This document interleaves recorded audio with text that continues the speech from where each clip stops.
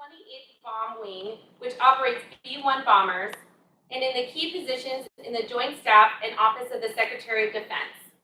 With command experience at the squadron, wing, and numbered Air Force level, at this time, it is my pleasure to introduce Major General Weatherington.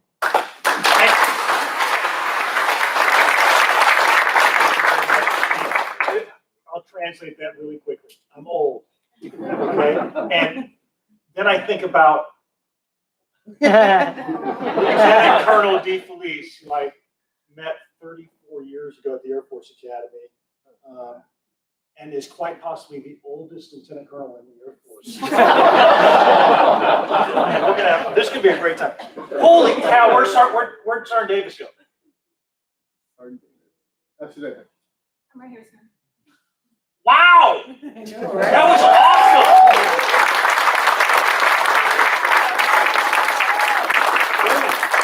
What a great way to, cap off or start off an event on a Friday afternoon here. That was absolutely fantastic. So I'll probably wander around a little bit. I'm a little fidgety up here. I think you guys can all hear me. I hope I don't make the YouTuber crowd a little bit, weary as I move around, but it's just the way I'm going to work. And hopefully you enjoy this. I've got a few remarks today, and maybe 45 minutes, an hour and a half or so to Colonel Morrison, thanks for coming. Appreciate you letting us invade here today. I'm sure you, like everyone else, is wondering, what are we doing here today? Why are we here? Okay, and I know there's a few folks in the back of the room here. They're like, well, it's drill weekend, right? I'm here. So that's one reason. I get that. I think there's probably a few people in the audience that are convinced this is some kind of elaborate hoax, that there was an administrative error, that this really is not going to happen today. Sam may be one of those. And then there just may be one or two of you who are overthinking this a little bit, and you're like, that whole Mayan end of the world conspiracy thing in 2012, did they get the numbers wrong? Was it really 2021? Is like some giant spaceship going to come down and zap us? And it's possible. I hate to break it to you. So, if you're in that crowd, congratulations. You got a chance to get one more free beer before the end of the world. And we'll see how it plays out. No, that's not why we're here. I'll tell you why I'm here. It's written down. And first, I'm going to start with, to the mighty 452nd Evacuation Squadron. Let me see a show of hands. Who's in the squadron? Let me see. Outstanding. Thank you. Thank you. You guys do some miraculous things for the nation, for the Department of Defense, for people all around this globe. And so I had a chance firsthand to watch what happened out at the 59th Medical Wing with the CCAT teams, the ECMO guys, talk about that mission, see it from a chaotic perspective. Look, regardless of ours, if we have to do it, we're saving lives at an incredible rate. That's what you guys do day to day. Nobody else in the world does this. Nobody. It's what separates us from all the other folks out there who want to try to compete with us. The way we value life, the way we value sacrifice. And it's not just for service members, what you guys do in the pandemic, what you guys do day to day when a crisis comes up. That is phenomenal stuff. Fantastic. And it's absolutely my honor to be here with you guys today. So a round of applause for that.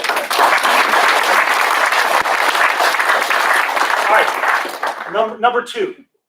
I'm here for Colonel D. And when I say Colonel D, I'm talking the original Colonel. So Colonel D.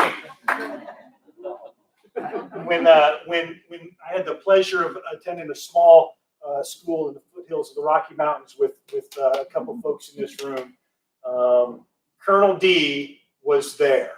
He was always lurking. He was up in Denver doing some work at the Air Reserve Personnel Center, being a role model, setting some standards. Every now and then he'd have to come down to Colorado Springs, or he'd have to call Junior up to Denver, and you'd have to set him straight, get him back on the path. We had some great dinners with Grandma, true Italian meals. But Colonel D, it is not lost on anyone here what it takes to get to this point. And that's an incredible role model, some incredible values. It's what we all learn as you're growing up, and that environment you set.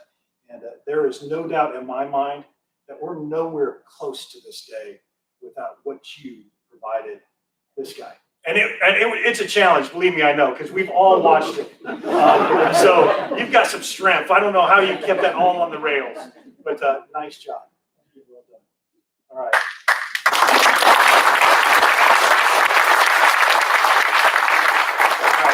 So I already said I'm going to mess this up, and so I think it's Joey, Nick, Tommy, Ellie, and Anna. I know you're at prom, having fun. I hope you watch this later. We wish you were here because you would be the life of the party, I know. And Katja, great to have you guys as well. Hey, thank you. All right. I know that this career has been a little bit different than one of those regular kind of military child careers, and these kind of, there's kind of some early time, and you probably have some vague recollections of that. And then there was the whole time kind of doing the company thing and not really thinking about the Air Force. And then all of a sudden, Dad's like 84 years old, and he says he wants to go back to the Air Force. And you guys are like, what's going on here? I don't understand this.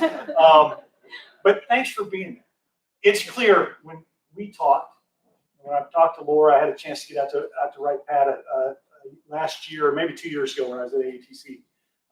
It's very clear that the strength that really resides in that family unit, how you guys are all one big team, how you guys tackle challenges together, and your resilience and your ability to roll with the punches, and you're all doing fascinating, incredible, wonderful stuff.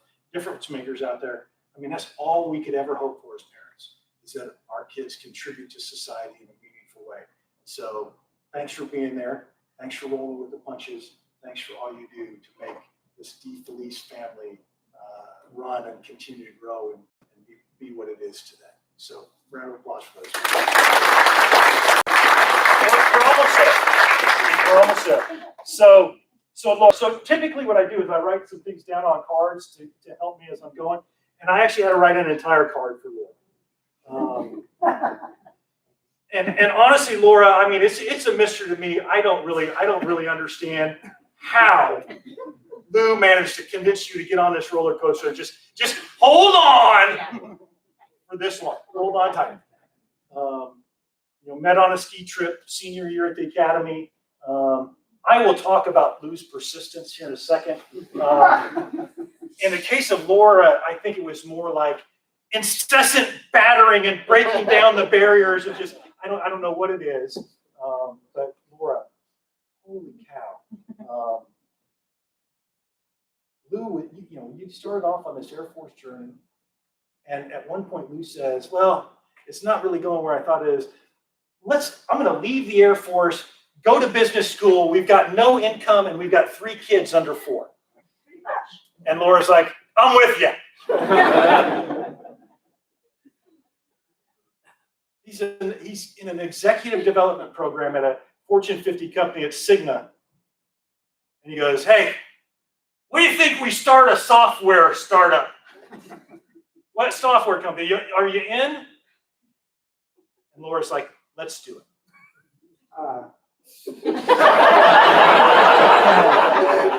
Roll with me. Roll with me here.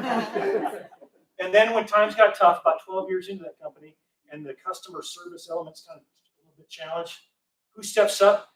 The woman that's been the teacher, the mother, the wife, taking care of all the home business. Laura says, oh, I got it. And she's in, and she's running the customer service for this software development company and getting it turned around. And then Lou comes back sometime later. He's like, yeah, I got a little unfinished business. Really, I miss Team Blue a lot. What do you think? Hey, let's uproot you and the family. And for 22 years, we've lived in Chicago, and this is our community. And let's go to Dayton, Ohio. What do you think? And exactly. And the whole time, Laura's been on that team. She's been leading the charge, and she's done it with grace, with coolness. She's the glue that holds it all together. And so, teacher, mother, wife, coworker, military spouse, what a fantastic fantastic teammate. This is as much about you and your contribution, if not more, than it is about Lou's. So thank you.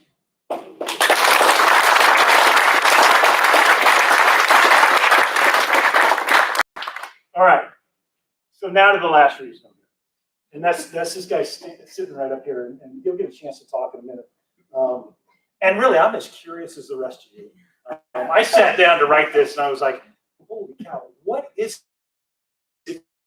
If you had asked me, and I'll ask Colonel D here in a second, but if you had asked me, if you said, hey, what are the odds that in 2021 you'll be promoting Lou DeFelice to colonel in the Air Force?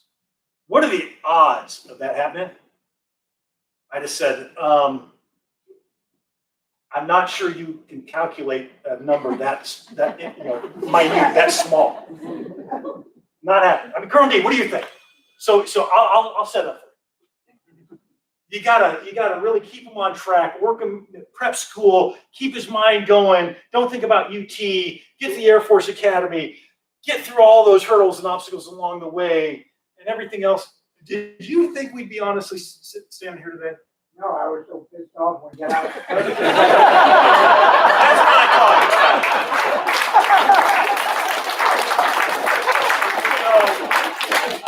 So for everybody here who thinks it's a mystery, who's wondering, how do you make 06 in our Air Force? How does it really happen?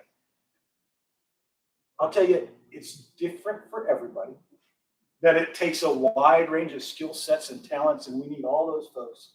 It's about how you contribute to the team. But I'm going to tell you why I think Lou DeFelice made colonel in our Air Force. And I've got 4 little reasons, 4 P's. You can remember that.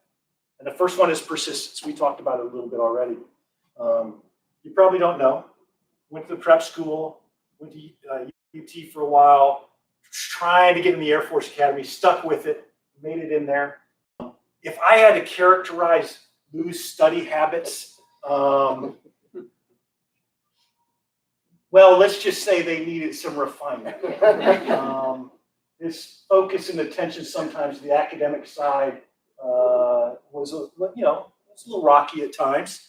Wanted to go to helicopter training, that got yanked out from under him. Went to pilot training.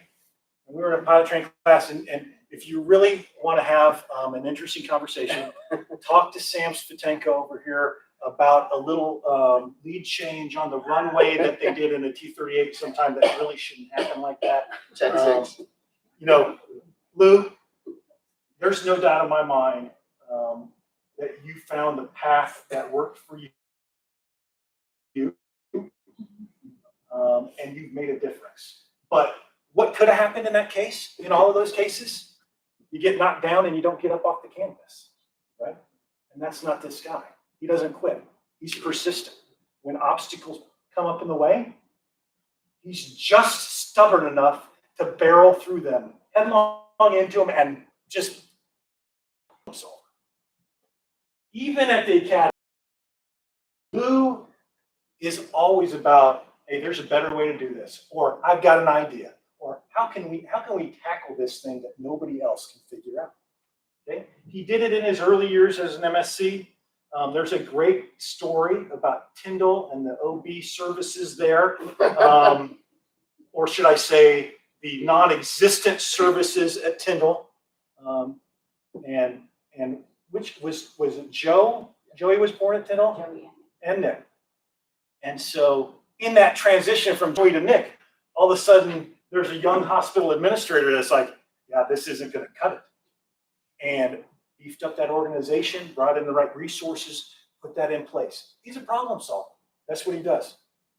I know what people think about TRICARE, but look, he was the very first, I'm going to mess this up, TRICARE lead representative or lead agent. Is that close enough?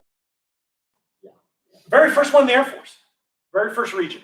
And then 12 regions, he's out traveling around teaching them all how to make this transition to TRICARE happen, okay? Just an incredible problem solver. has been that way his whole life. And then I can't even begin to explain the challenges that you might have in a startup company for 16 years, trying to get that on the road, get that going, sustain it, build it to a point where you can hand off something sustainable and really continue to leave your mark and go on and do something else. So fantastic. That's number 2. I think number 3, he's passionate about people. He really does care about people.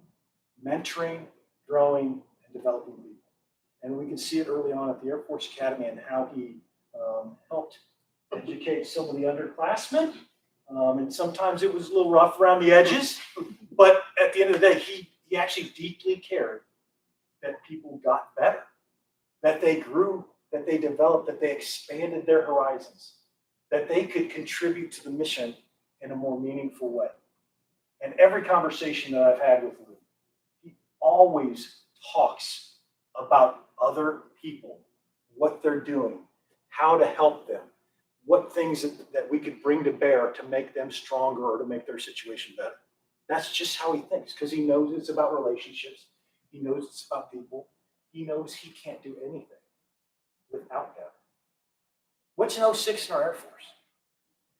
An 06 in our Air Force is different than an 05. 05 is you think of a squadron command, that's leading a team. An 06 leads teams of teams. Teams of teams, that's what they do. That's what we rely on 06s for. And I know he's going to be absolutely fantastic. And then the last one, the last piece, purpose. This is really about the mission. And I think this is one thread that I think you could pull from Lou's earliest days all the way through. I think there was a period of time there when you're kind of struggling with the company and a couple of recessions and the roller coaster ride in there, or maybe that receded in the background a little bit, but it was always there. That spark was always there, wanting to make a difference for the Air Force, for Team Blue, for the nation. A feeling that, I still got something left to give. I got a little unfinished business here, and I want to see if I can come back and contribute.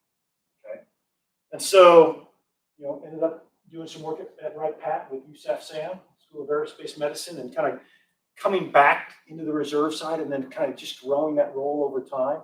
And I think getting some encouragement from, again, Mama Hen over here, the team leader, I'd say, hey, if this is really what you want to do, if this is really what energizes you, do it. And I think there were some great folks out there on the reserve side and the MSC side that said, hey, this guy, despite all the rough edges, has got some incredible potential to be a leader in our Air Force. Let's get him to the spots where he can make a difference. And so May to October of 19, we started hanging out a little bit before that with the 45th Aeromedical Expeditionary Squadron. What I hear the second best Aeromedical Expeditionary Squadron in Air Force Reserve Command, right? Is that about right? Yeah. I mean, they can't be the best because those guys are right here. Okay? But kind of learning that mission, and really, I think, was excited by it, was energized by it, found that was really an incredible way to continue to serve and to add value and to make a difference for the nation. Got deployed to Bagram for 6 months as a DO out there of an AES. And I didn't memorize all this stuff, so I had to bring a little bit of the citation here with me. But it's impressive when you read through it. Involved in 51 indirect fire attacks, led operations for Afghanistan's sole aeromedical evacuation hub, executed 83 missions, enabled the safe evacuation of 213 patients, established rapid response procedures to reduce alert to launch time by 67%, supported execution of 403 Special Operations Forces operations, led an analysis of mass casualty posture for critical care assets, battle-tested with flawless execution in 5 events, and enabled evacuation of 37 United States and Afghan patients life-saving care. And that's what it's about. What a way to lead and learn and grow and get that done. And then just 6 months later, after coming back, the opportunity to come out here to March and lead this fantastic squadron came up. And of course, Laura, Here they are. They're in Dayton. We uprooted. We went to Dayton. And he's like, "Hey, what do you think? How about I go to March and like commute back and forth and do that a little bit? You good with that?" And the whole way, she's on board, leading the charge again. And so I look at that. Those are the reasons I see that promote Louis Police today, the colonel in our Air Force. I think it's a fantastic day for the Air Force. Fantastic day for the DeFelice family. Fantastic day for this squadron and the team here in March. And I'm really excited for all you guys. I'm excited for Lou. I'm still amazed, 34 years after we first met. And you know, I mean, you guys know, if he graduated in 1990 and he remained on active duty, he'd have to make colonel and actually be retired by 30 years. So we were already kind of blown past that. I mean, I'm not doing the math, but I'm saying, be careful, you know, he's getting up there, take it easy on him, you know. I mean, he'll roll hard with you, but no, absolutely amazing. Lou, I am so proud of everything you guys accomplished. I marvel at your resilience, at the family's resilience, and the attitude in which you guys bring to the fight. And it is my distinct honor to be able to preside over this event today. So, congratulations. I appreciate it.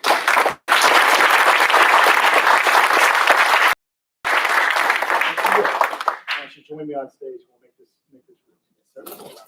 Ladies and gentlemen, please rise for the publishing of the promotion order. Publish the order. Attention to orders.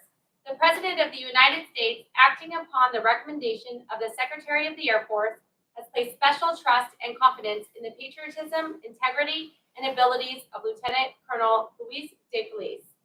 In view of these special qualities and his demonstrated potential to serve in the higher grade, Lieutenant Colonel Luis DeFelice is promoted to the permanent grade of Colonel, United States Air Force, effective the first day of May, 2021, by order of the Secretary of the Air Force.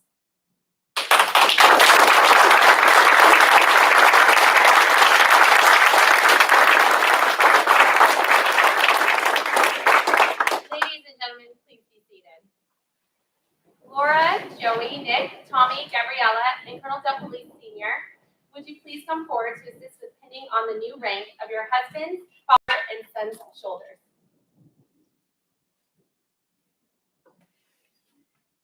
As they do that, I will give you a little bit of history on the rank of colonel. The title colonel is owed to the 16th century King Ferdinand. In about 1505, he reorganized his army in units called colus Nellis, or columns. There were about 1,000 to 1,250 men in their commander. He was Cabo del Colonella, and I'm butchering all of them, or head of the column.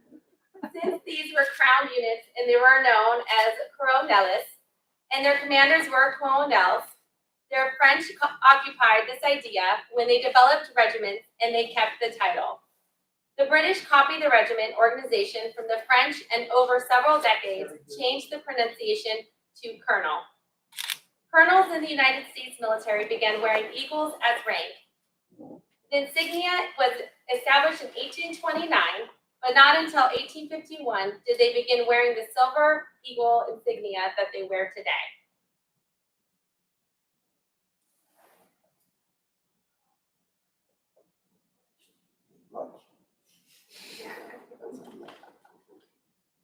Hi.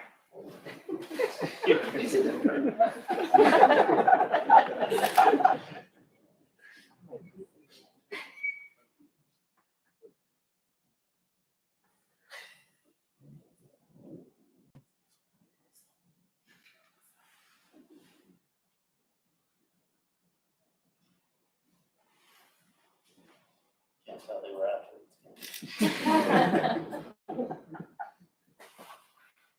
Those frogs will get you every time.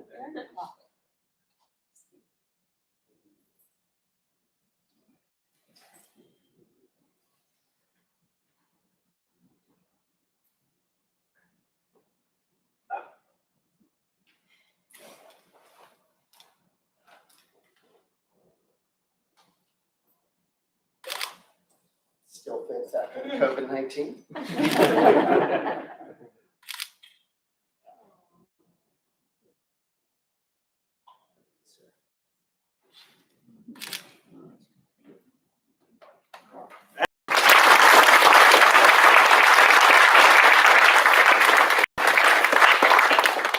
Still correcting my uniform.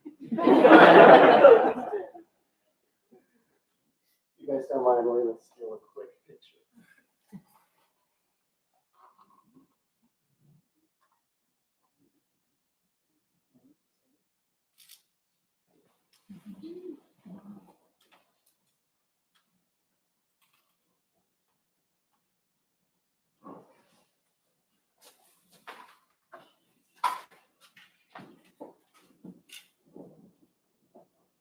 Ladies and gentlemen, please stand as Major General Weatherton re-administers the oath of office to Colonel Bickley.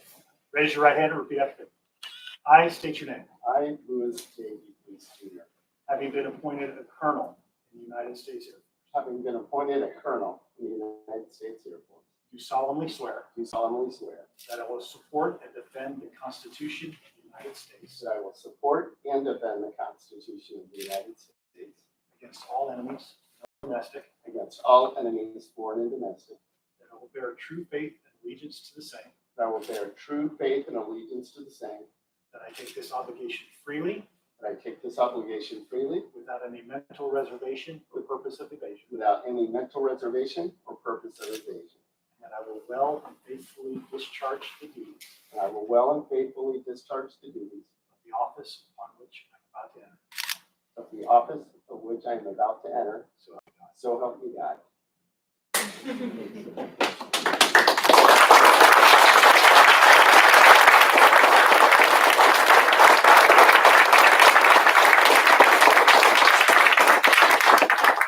Please be seated.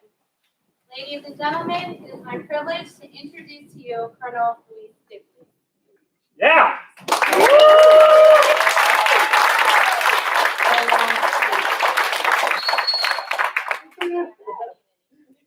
I'll try to keep it short, Dad. Better. You can tell I came from a very passive environment. So first, I wanted to thank everybody who helped put this on, especially in the world when last minute was some changes. Sergeant Brown, Senior Airman Lee, thank you very much. Where are you guys? All right. Thank you very much, Sergeant Davis. Phenomenal, just unbelievable. And for you guys who don't know, she was here at 3:30 in the morning because despite my best efforts, she's an unbelievable exec, and she showed up at 3:30 in the morning to make sure everything was set for the squadron. Worked through lunch and then bowed to my peer pressure to display that awesome voice for us, especially when our AD went out, but it was just a convenience. So thank you for stepping up, Sergeant Davis. After she made it through our merciless harassing by decorating her desk. So, we definitely owe her a nice dinner. So thank you very much, Chief. Thank you very much for doing an awesome job as usual on here. Major Gaynor, thank you for all of the behind the scenes scrambling with every agency known to man on base in the last minute. So really appreciate that. PA, thank you. Thank you guys for, again, making this happen. I know it was really hectic coming off the Wing Commander's call. And then thank you for all the support. You're not only doing this, but really taking the chance, offering me the position. I sincerely can't thank you enough. So I'm going to cheat and use my phone because Colonel Goodman, who is watching on there, has taught me that I am not good at winging it, despite what I think. Colonel Morrison did tell me since I didn't have my assumption of command, I could go ahead and couch my comments in here. So again, like Major General Weatherington, I'll try to keep it to half an hour or so. Just kidding. All right. So all kidding aside, I think we've had a good amount of time to get to know each other as a squadron. You guys have got to sit through my lecturing of why our mission is so awesome. So I think you all know why I'm here, right? I love our squadron. I love our people. I love our mission. Um, so I'm not gonna spend a lot of time on that, because I know I'm in between you and a lot of bottles of Stella. But what I do want to spend a few minutes on is the how I got here. And thanks to General Weatherington, my speech is going to be much shorter because he covered a lot of what I'm going to get. But I think the main thing I wanted to go over that I think he hit is I want to thank people. A lot of thank yous today. This is going to be a glorified Academy Award speech. So just cue the music when you're tired of hearing me speak. But a lot of it is how you get here, and how you get here is with other people's help, right? Those first couple of ranks, whether you're an airman, lieutenant, even a young captain, right? You do it on persistence, you do it on sure will and wanting to do a good job, and you do it on performance. And then you pretty much come to realize very, very quickly that you can't do it on your own. You need other people to have both a good team and for yourself to succeed. So for the mission, for the unit, for you, you can't do it without other people. And that's one of the biggest things that I learned. And that's really why I have a lot of thank yous for today. So first and foremost,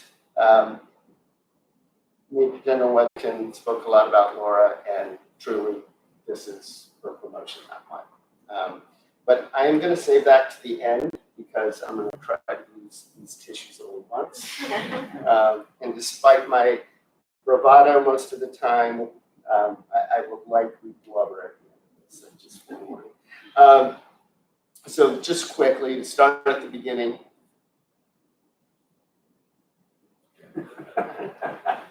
Still getting uniform corrections from the colonel. So to start, I really want to thank my dad, and first in the real criminal police. For those of you who don't know, he was an MSC. He was director out at ARB. He had started in Army as an MSC, doing airback in Vietnam. Executed most of that from outside the AOR. Still won't talk to me about it. And then he came back post-war and cross-commissioned into the Air Force as an MSC. Spent some time active, spent a lot of time as an ART, 10th Air Force back in the day. Was at ARPC as the director, so he's the SGA there. Made his way over to what at the time was AFRIS, now it's AFRIC, and he spent a year, even though the MSC is traditionally the SG2, spent a year in the SG role there. First time that had happened, really nice. So paved the way. Even more so as Marcotte was as a cadet. Spent a lot of time, he would come up, take squadron out, sponsor his first squadron ski trip. We would literally, upper class years, pile in his station wagon that he kept for us, the family truckster that would conveniently get placed at the field house so we could make a Friday afternoon dash up to Denver. We would pile in the house with as many of us that could fit in the station wagon, usually 5 or 6 of us, raid the house. Within moments, my grandmother would have a meal on there, and by the time we got out from, I believe she called it wolfing, all of our uniforms were washed, clean, sharpest creases you've ever seen. And my dad would take us out. So a lot of times talking. And what he taught us most was really how to treat people. And the most important was how to treat our enlisted force, right? Unsung, not always at the top of people's minds when they think about who the warfighters are in the Air Force, right? For the most part, the warfighters are people behind the stick, right? That's where the glory comes. But what makes it all run is our enlisted force. I had chief after chief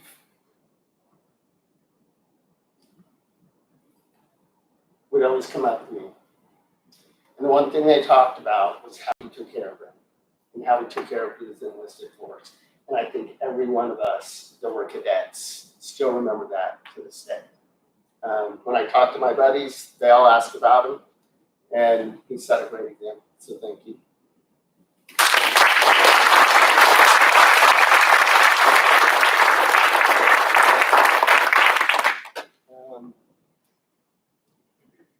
And thank you for putting up with my shenanigans and flying back home 3 times in a month to convince me to take my appointment. Secondly, my classmates, right? Next in progression.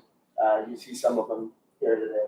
So, Weatherton, Sam, Dan, thank you for being here.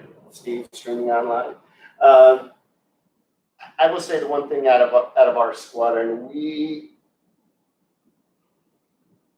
learned to challenge each other pretty early. You know, a lot of squadrons, people do their thing. They get out of there, they race out on a weekend.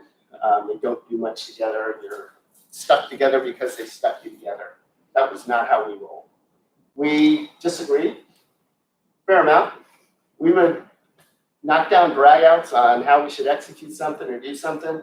And then that weekend, we're all sitting around having a beverage together. It was a work hard, play hard, how do we get better? And we take people's time to get everything, right? I mean, we had a great squadron. I think right now, between our class and the class above and below us, we probably have at least half a dozen GOs right now. Oh, I have no idea, but there's good numbers. At least half a dozen, I counted the other day. A lot of colonels, a lot of former squadron commanders, a lot of folks, and it came from that environment. We all challenged each other. We weren't afraid to challenge each other, and we didn't take it personal, right? We knew that we were calling each other's flaws out for a reason, and it was so that we could be better. So thank you guys for that. Wiz, I probably owe you the biggest thank you. He was my roommate the last couple of years. The victim of Geek of the Week at New Meal Formation many times at my beckon. Still never got my book bag back. And I hope your hand's okay after everything was glued in New Mexico. So a lot of good times together, and we learned a lot from each other. And that was something that I think helped carry on as we went out into the Air Force, right? Was that it's okay to push people. It's okay to be pushed. It's okay for people to tell me where my warts and flaws are. There are plenty, a lot of rough edges. That's okay. But they taught me to accept help when it's offered. So thank you all very much, and thank you for the friendship. All right. Now for family. So obviously I couldn't be prouder of my kids. You know, it was not a conventional ride at best.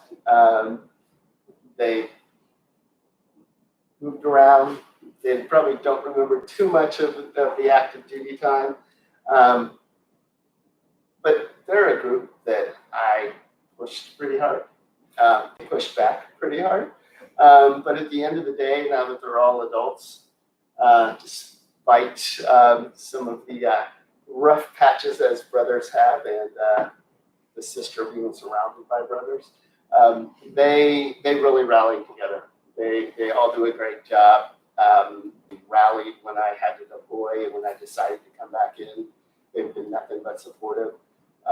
You know, Joey, Nick, really appreciate you guys stepping up while I was deploying.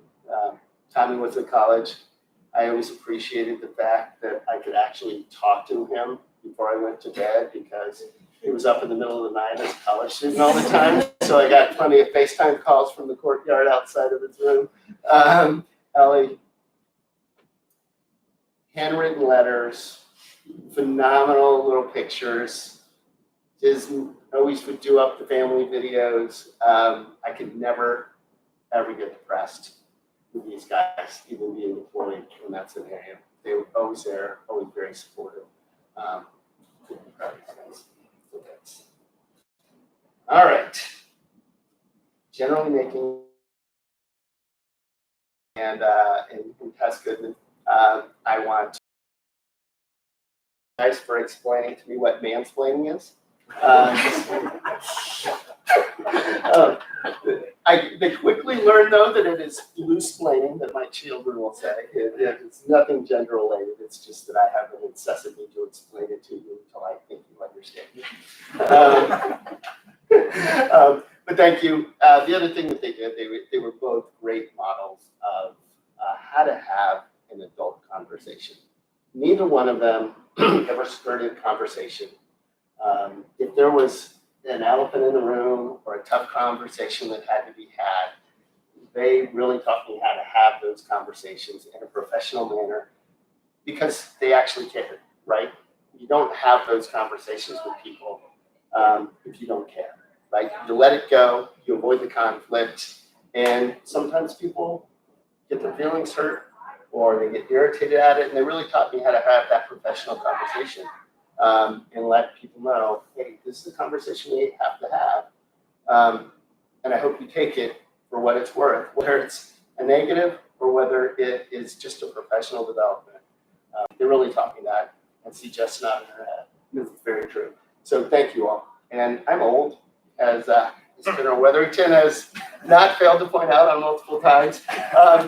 But it's just a testament you can learn if you open your ears to folks and are willing to recognize your flaws. So I would just encourage you guys to do that phenomenal chief here.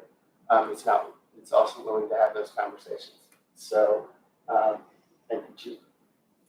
Thank you, Major Gaynor, for keeping me out of jail and not getting fired in the first 6 months, which is no minor accomplishment as well. And then that brings me to my life.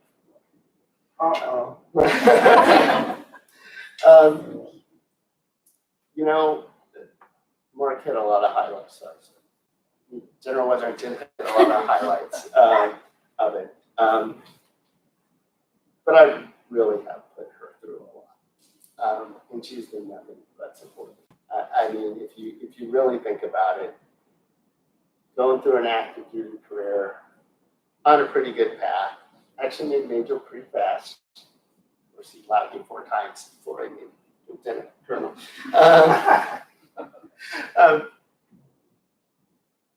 But we went from there, like Mark said, we went straight into graduate school, 3 kids, no income, big loans. They had to send me over to the medical school to talk to the finance people and figure out how to finance it as we went through.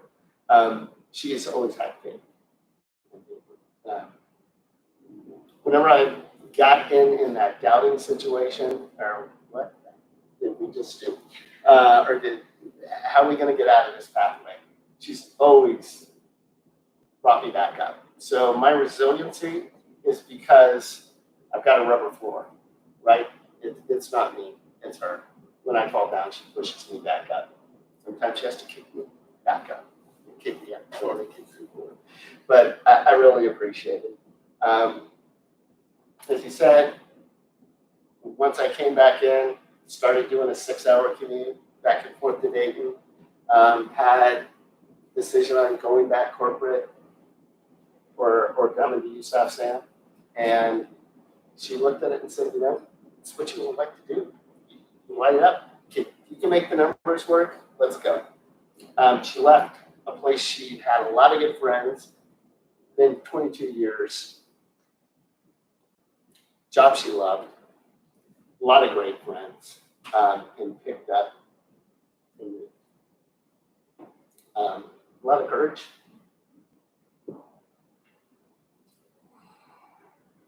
Can't do the rest. But just thank you. You're phenomenal, and I wouldn't be here without you.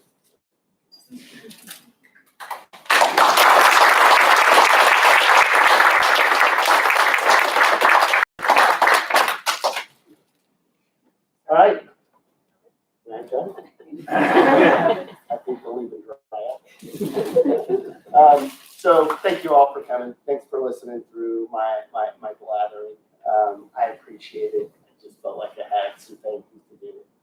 And I'm really looking forward to the next 2 years with you guys. So I expect you to criticize me, push me back, give me feedback, and I promise you I will do the same. But we have got a great mission, and now let's go have some refreshments. Sergeant Davis, will you please come up, please? Ladies and gentlemen, please stand and join us in singing the Air Force song and remain standing for the departure of the official party. Yeah! Come on.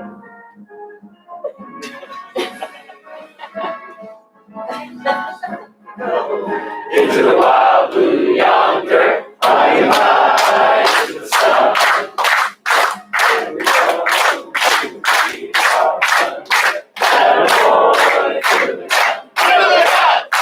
now we rise like a flame from hunger, off the fun of the road.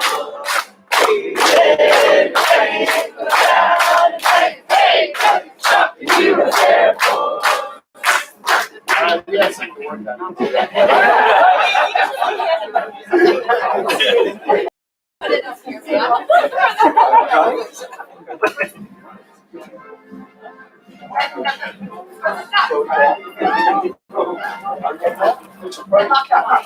Yeah, sorry.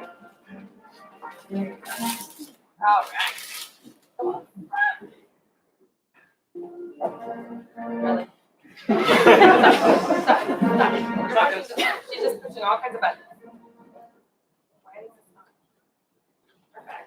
Awesome. Oh my God.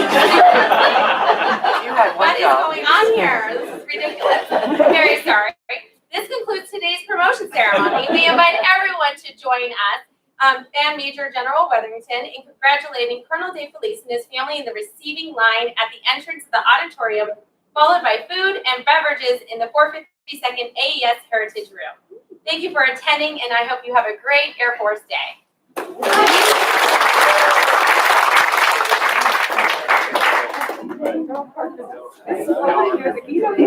don't